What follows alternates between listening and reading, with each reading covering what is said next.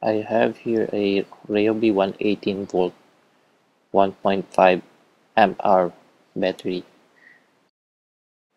I bought it together with my half-inch impact drive, which I bought from Bunnings. After almost a year's use, the battery went flat. Fortunately, it was still covered by warranty, so I had it replaced. 2 years after, not having used it much because of my new job, it died again. Since I had a few more lithium-ion cells lying around left over from my scooter battery build, I figured I could use it on my power tool as well. Before you start removing the battery sensor wires, make sure to disconnect the B plus and B minus from the BMS first before doing anything.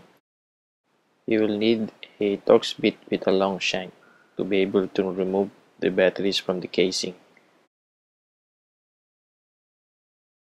For this repair, you need a couple of nickel strips and a spot welder. As you can see, this battery pack is in a 1S 1P configuration. Make sure to tape the temperature sensor of the BMS to one side before soldering the wires in.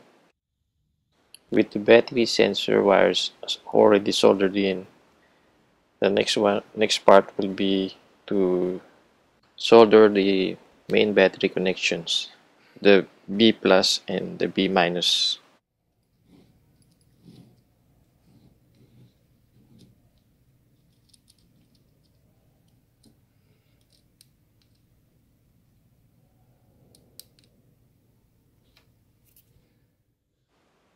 Make sure to tape back the temperature sensor of the BMS back to the battery pack.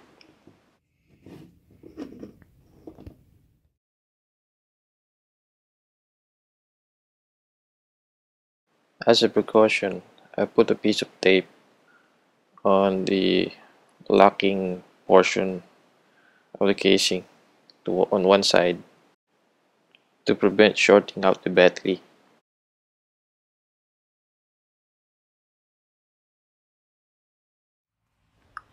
A steady red light and a blinking green light means it's charging